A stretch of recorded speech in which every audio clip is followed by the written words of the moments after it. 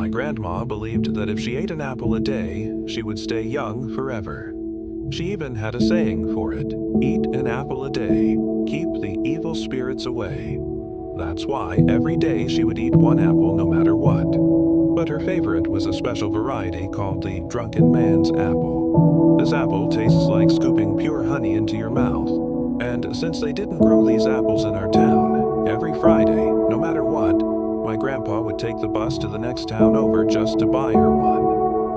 One day, while eating this very same apple, my grandmother bit down on something hard and cracked her tooth. Since there were no dentists in town, we had to go to the next town over. As you might have guessed, the bus broke down right in front of the dental clinic.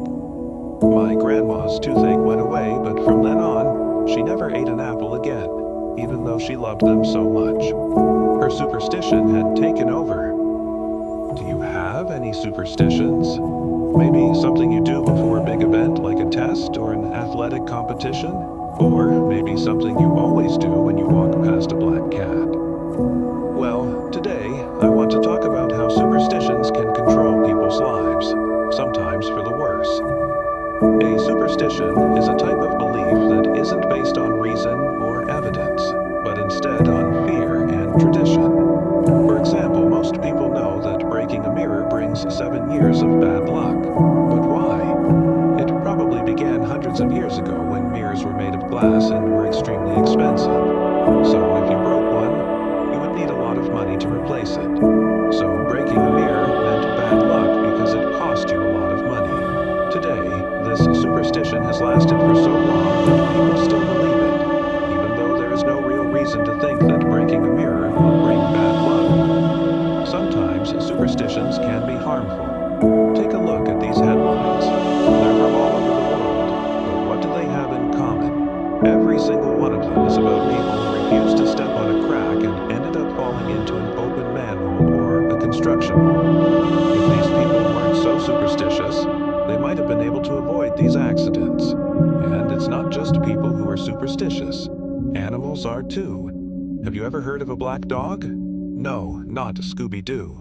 I'm talking about a dog that won't go outside because it thinks there's a ghost there. You see, black dogs are actually scared of their own shadows. Their fur is so dark that when they walk, their shadows look huge and scary. So some dogs believe that their shadow is a dangerous animal, and they try to avoid it. And it's not just animals. Plants are superstitious too. When hydrangeas start to wilt, people say that someone is thinking bad thoughts about them. And in Korea, the main reason people buy hydrangeas is to apologize to someone they've been thinking bad thoughts about. So you can imagine how confusing this must be for a plant. One minute it's healthy, the next minute it's wilting, and people are saying sorry to it. You see, plants and animals can't control their instincts. They're not able to stop being afraid of their own shadows or convince themselves that a bad thought isn't really a bad thought. But humans are different. We can understand when we're being too superstitious. We know that a black cat crossing our path doesn't really mean anything, but sometimes it's hard to stop our brains from thinking those thoughts. So, I'll ask you, are you superstitious? And if so, what do you do to stop your superstitions from controlling your life?